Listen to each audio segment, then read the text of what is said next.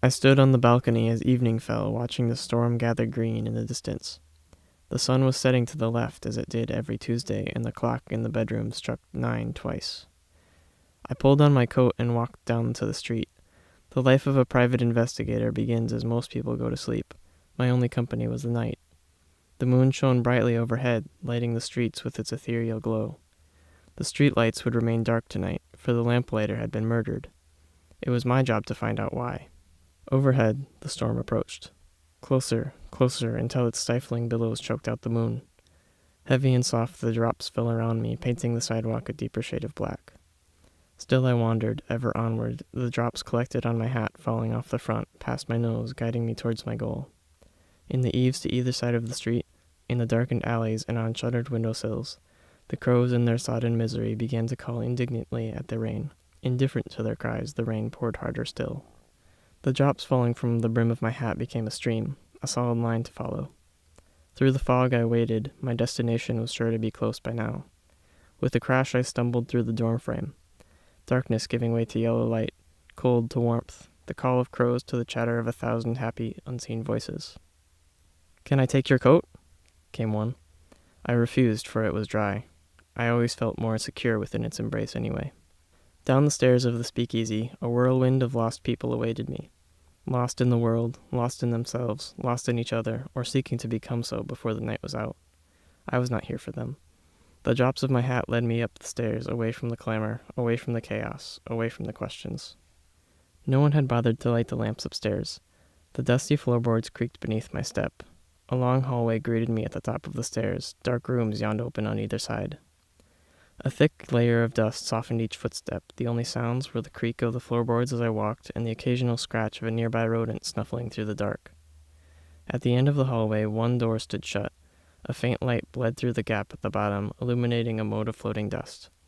The door swung open without resistance to reveal a room of former glory. Around the edges stood elegant furniture from every age. On each piece sat a matching lamp, and above each hung a painting. Though the desks were flawlessly fashioned, and the tables strong, and couches elegant, all were covered in the dust of neglect. Though the lamps stood with grace and poise, and the chandeliers hung with grandeur, all were dark. Though the paintings once blossomed with the life and color poured painstakingly into them by aspiring artists, their visages were now darkened by shadow and time. In the middle of the room, a single flickering electric bulb formed a puddle of light around the prostrate form of the lamplighter. They had left him here at my request, though I think they would have done so anyway. It seemed no one remembered the lamplighter but me. In their revelry, had they noticed his absence? Amid their distractions, did they know the streets had gone dark? An especially loud bout of laughter drifted faintly through the floor from the party in the basement below. "Did I do all I could?" asked the lamplighter.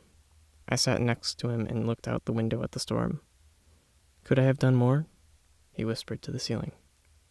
I watched a crow shake water from its head and flap its wings indignantly. It hopped away. The rain was beginning to die down.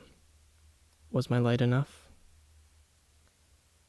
I was out on the street again, and the sun was beginning to hint at morning from below the horizon. As the world woke, my place was at home, but I had one more place to go first. The streets gave way to forests, the forests to fields. The land fell away suddenly, an ocean as far as the eye could see, and a single pier stretching forward into the distance. An ocean pier in the cold early morning has a quality unmatched by any other place.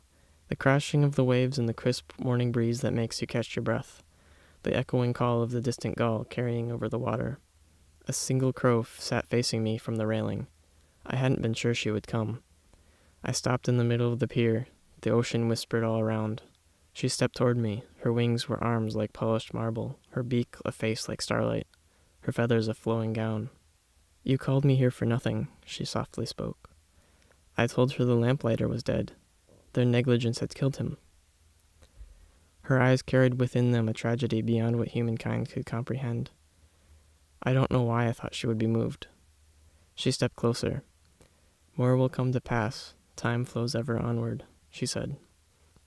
I could not tear my gaze from her eyes. I told her I must find the reason for his death. I must find justice. I could see something burning out of the corner of my eye, a tall creature with a mane of fire striding slowly across the sea. "All things have a beginning. Nothing ever ends." Her hands were on my chest. No, inside it. I told her I preferred things to end happily. There are no happy endings, she echoed inside my head. Her leafy claws were in my lungs, stifling my breath. This is wrong. This isn't real, I thought. I must be dreaming. I have to wake up. I have to escape. I put the revolver to my chin, and the bullets oozed out like leaden gumdrops. The world was black. The crashing waves were inside my skull. I killed him, I yelled. I killed the lamplighter. My eyes shot open, and I sat up from my bed in a cold sweat, gasping for breath. I needed some fresh air. I stepped out on my balcony overlooking the street. Evening was falling as I watched the storm gather green in the distance. The sun was setting to the left as it did every Tuesday, and the clock in the bedroom struck 9 twice.